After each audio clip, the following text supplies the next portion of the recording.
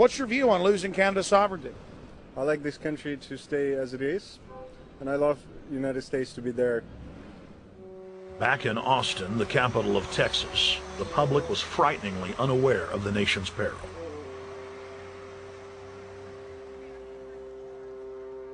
Have you heard about the North American Union? Not really, no. I don't watch TV. No, I haven't. Interesting. I was not aware of that. I don't know exactly what you mean, so. I don't think there's going to be a merger of the three nations. No, I have not. No. No, I didn't know this was happening, so. Yes, I have. Oh, you have heard about it? Yes. After that big rally the other day, don't know about it? I don't know about anything. No, I have not. Have you heard of the European Union? I have, yes. Are you aware of the European Union? Oh, yeah, of course. Have you heard about the European Union? Heard about them. Do you know about the European Union? No. Europe, 15-member group expanding. A what? 15 nations of Europe merging in 2000. Whatever. For over 50 years, the Bilderberg Group constructed the European Union by stealth under the guise of trade deals. Now the elite are using the same secretive program to complete the North American Union. But this time, superstate integration is on the extreme fast track. International agreements like NAFTA, GATT, and APEC were just stepping stones in the formation of the NAU. The North American Union was officially born at Baylor University in Waco, Texas, on March 23, 2005. The leaders of the United States, Mexico, and Canada told the press that they were only meeting to discuss trade. It soon leaked that a secret meeting had been held during the Security and Prosperity Trilateral Summit. The three governments had refused to release the secret agreement to the people.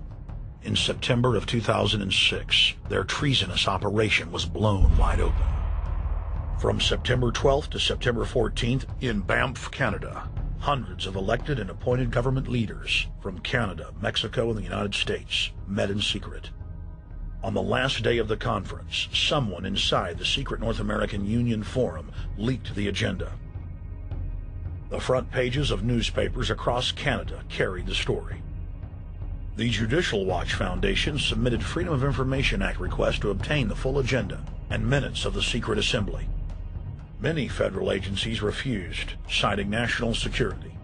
The foundation finally succeeded and did receive thousands of pages of documents. The documents marked unclassified are the blueprints of a shadow government ruling by bureaucratic and executive fiat. The pages chronicle an already operating North American Union. Transportation, law enforcement, agriculture, regulation, banking, manufacturing, construction, education, immigration, and even the military are being merged with no input from the people or their elected representatives in Congress and Parliament. One of the first items on their agenda was to stress how important it was that their plan, quote, be carried out by stealth. The controllers also talked about exploiting the public's fears of climate change to push a continent-wide tax to fund the new government. Globalist tool Robert Pastor is incessantly paraded on the world stage as the man behind the North American merger. When he testified before Congress, he pushed the idea of a continental security perimeter that erases national boundaries and merges the security apparatus. The best way to secure the United States today is not at our two borders with Mexico and Canada, but at the borders of North America as a whole. In fact, the North American Command, based in Colorado Springs, Colorado, was clearly running the meeting in Canada. For the past decade, the Pentagon has been training with Mexican and Canadian forces and has openly discussed using them inside the United States for disasters and to quell domestic unrest. There are already over 100,000 non-U.S. citizens serving in the U.S. Armed Forces. The Pentagon is now expanding its recruiting centers in Mexico, the Philippines, and Eastern Europe.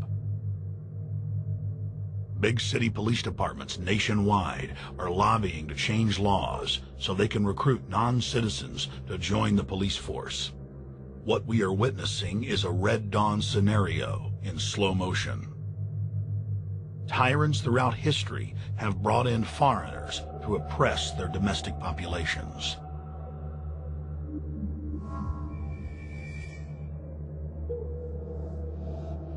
When their coup by stealth was exposed, the three governments went into damage control mode.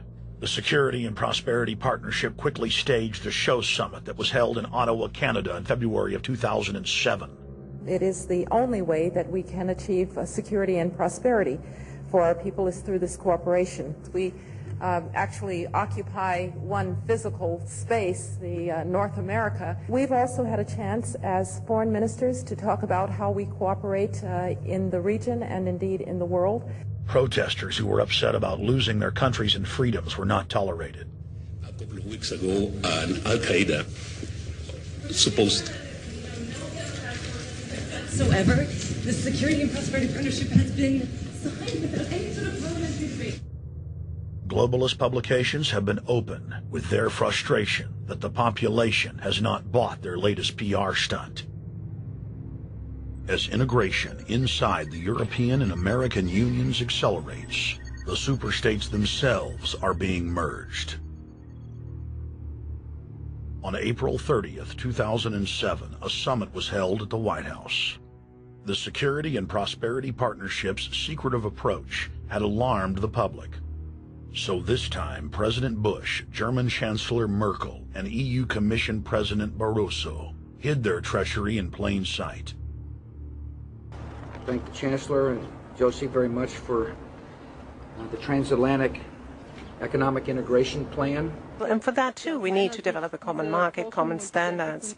So this is indeed a very important agreement, and an agreement that also brings with it a Transatlantic Economic Council to be a permanent body with senior people on both sides of the Atlantic that will look at all those issues in a concrete manner, in which way we can make it move forward. The BBC reported that the US and EU had agreed on a single market.